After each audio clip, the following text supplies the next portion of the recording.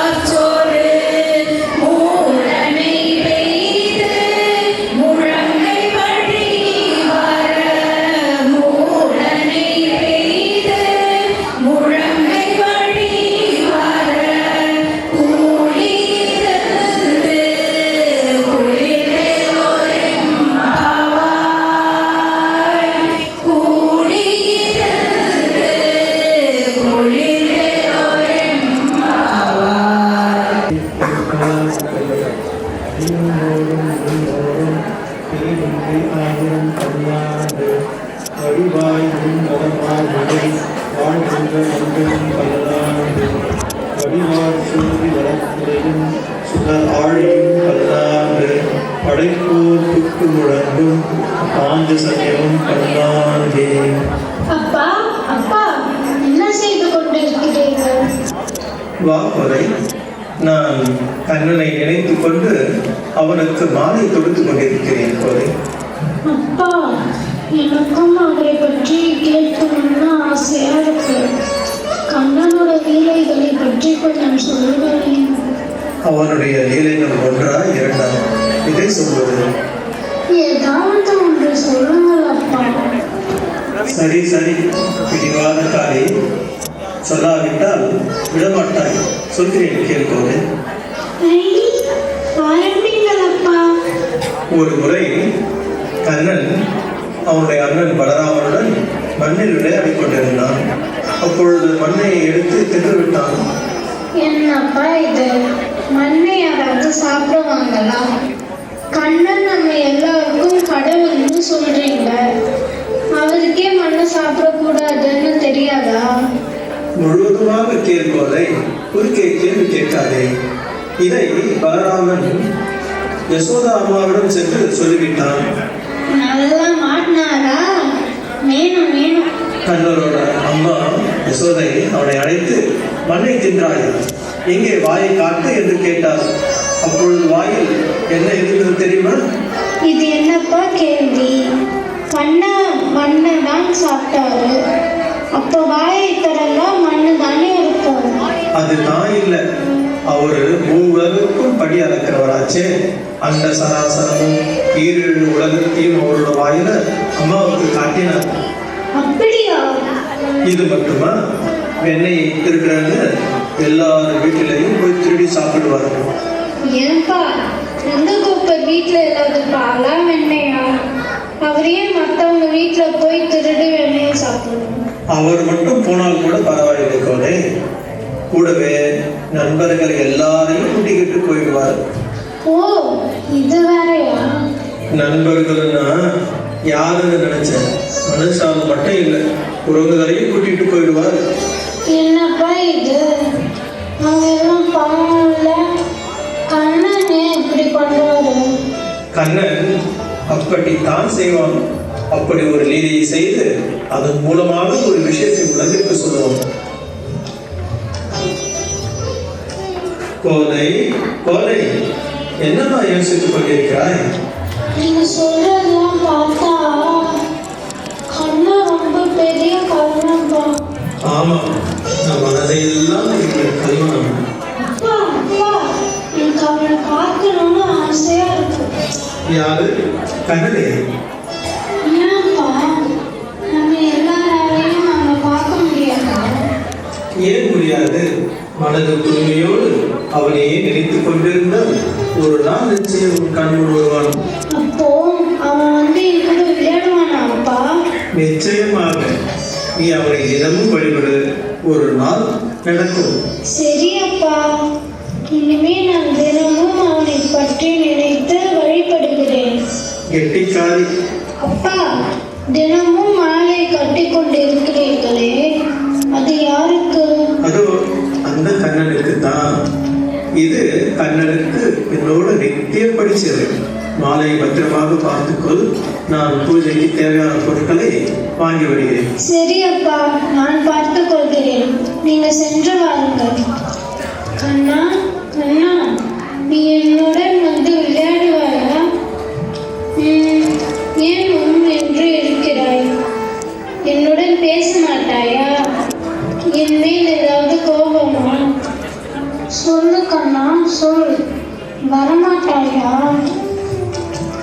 இரு, உன்னை எப்படி வர வைக்க வேண்டும் என்று எனக்கு தெரியும்.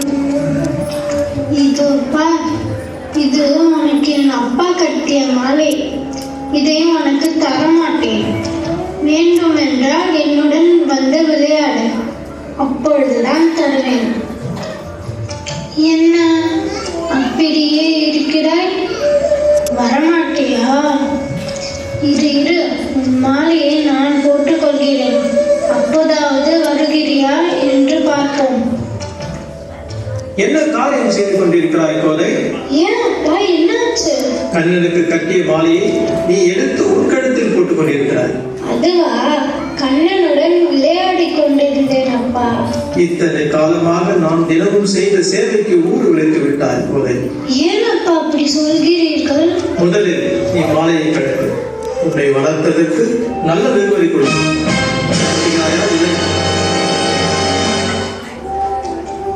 அப்பா, பேசாதே, நீ வெளியே போ. உங்களை விட்டா எனக்கு யாருப்பா இருக்கிறார்? வெளியே போக சொன்னால் நான் எங்கே போவேன்? என்னை மன்னித்து விடுங்கள் அப்பா. அழாதே கோதை. அப்பா கோபத்தில் உன்னிடம் கடுமையாக நடந்து கொண்டேன். எழுந்து. நான் செய்தது தவறா அப்பா? இல்லையா கிட்ட கடவுளுக்கு துவித்து மாலையை நாம் அணியலாமா? அது தவறு இல்லையா? நீங்கள் தானே கூறினீர்கள் அப்பா, கண்ணன் என்னுடன் விளையாட வருவான் என்று. நான் அழைத்தேன், அவன் வரவில்லை.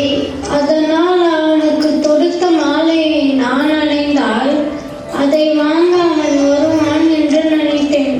சரி வீடு கோதை, ஏதோ சிறு பிள்ளைத்தனமாக செய்துவிட்டாய். இனிமேல் இந்த காரியத்தை எப்பொழுதும் செய்யக்கூடாது, சரியா? இனிமேல் நீங்கள் கோபம் படும்படி நான் எதையும் செய்ய மாட்டேன் அப்பா. கோதை, நீ இங்கேயே இரு.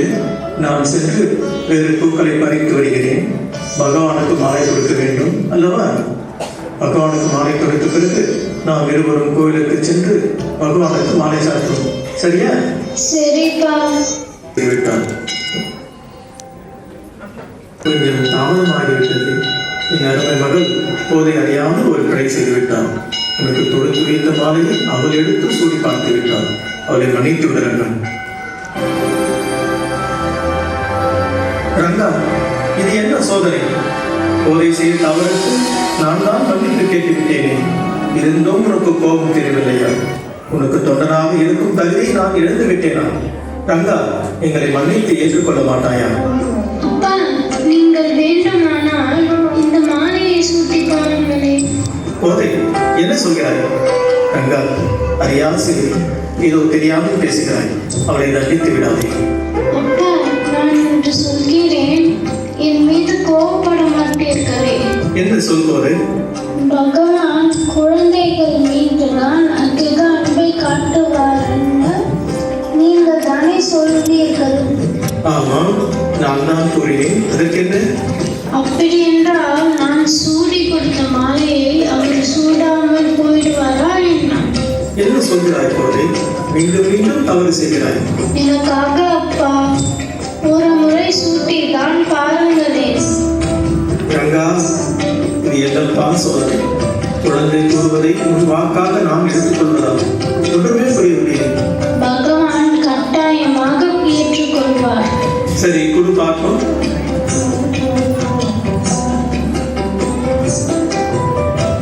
ரங்கா, என் நேரம் கருவி. குழந்தைகளிடம் நீ கொண்ட அன்பை புரிந்து கொண்டு இப்படி ஒரு நாடகம் ஆடினாய். இது புரியாமல் குழந்தைகள் நான் மிகவும் கடுமையாக நடந்து கொண்டேன். அப்பா, பார்த்தீர்களா?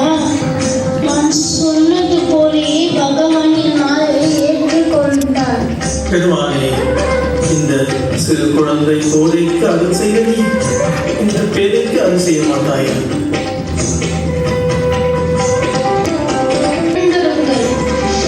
நான் இத்தனை காலமாக அவனை மட்டுமே நினைத்து சேவை செய்து கொண்டு வருகிறேன். ஆனால் இதுவரை எனக்கு அவர் அருள் புரியவில்லை. அப்படி என்றால் என் சேவையில் ஒரு பிழை இருக்கிறது என்றுதான் அர்த்தம். விஷ்ணு சித்தரே, எழுந்திருங்கள். ரங்கநாதா, நீயா? நானே தான். எழுந்திரு. என்ன காரியம் செய்து கொண்டிருக்கின்றாய்? இந்த சிறு குழந்தைக்கு அருள் செய்ய நீர் எனக்கு அருள் செய்ய இவ்வளவு காலமா? என் சேவையிடம் குறை கண்டாயா பெருமானே? விஷ்ணு சித்தரே, அனைத்திற்கும் ஒரு காரணம் இருக்கின்றது. குழந்தைகளிடம் நான் கொண்ட அன்பை இந்த உலகம் அறிய வேண்டும் என்பதற்காகவே இந்த லீலையை நடத்தினேன். பகவானே, என்னே ஒரு கருணை. நீ பூமாலை கட்டி பாமாலை பாடும் அழகை பார்த்து நான் ரசிக்காத நாளிலே உன் பக்தியில் நான் முயற்சினேன். உனக்கு சேவை செய்வது எனக்கு கிடைத்த பாக்கியம். இன்று முதல் இந்த உலகில் அனைவராலும் நீ பெரியாழ்வா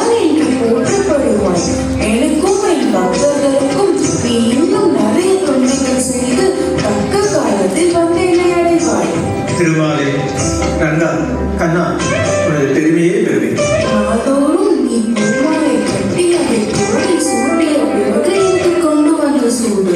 அப்பொழுதுதான் நான் ஏற்றுக்கொள்வேன். அப்படியே ஆகட்டும் பகவானே, உன் வாக்கின்படியே நடக்கும். என்னை பாமாலைகள் நிறைய கொடுத்து பக்தி செய்வதில் ஈடுபட்டு நீடோடி வாழ வாழ்த்துகிறேன். ரங்கா, ரங்கா, மறந்து விட்டாய் ரங்கா. உன் லீலையை யார்தான் அறிவோம். கோதை, நீ பெருமாளின் அருளை பூர்ணமாக பெற்றிருக்கிறாய். இதை தெரியாமல் உன்னை நான் மிகவும் கடிந்து கொண்டேன். என்னை மன்னிப்பாயா கோதை? அப்பா, என்ன வார்த்தை கூறுகிறீர்கள்? அம்மா கோதை, நீ சூப்பி கொடுத்த மாலையை ரங்கன் இருக்கிறான் என்றால் எத்தனை பாக்கியசாமி. இன்று முதல் நீ சூடி கொடுத்த சொற்கொடியால் என்று அழைக்கப்படுவாய். எல்லாம் தங்கள் ஆசீர்வாதம் அப்பா. பகவான் இந்த அந்த சராசரத்தையும் அடையும். அந்த பகவானையே நான் கொண்டிருக்கிறேன். ஆனால் இன்று நீ ஆண்டான் என்று அழைக்கப்படுவாய். அப்பா, இது அனைத்தும் அந்த கார்மேக கண்ணனின் நாடகம் தானே? ஆமாம், அந்த கண்ணனின் கமல நிலத்தை யார் அறிவார்? ஆமாம் அப்பா, பெரிய கருணான். இனி நீ அந்த கண்ணனையே நினைத்துப்பாரு. உன் நாட்டில் வரும் சொல்லியெல்லாம் நாச்சியார் திருமொழிகள் என்று ஊரெல்லாம் போகும். அப்படியே ஆகட்டும் அப்பா.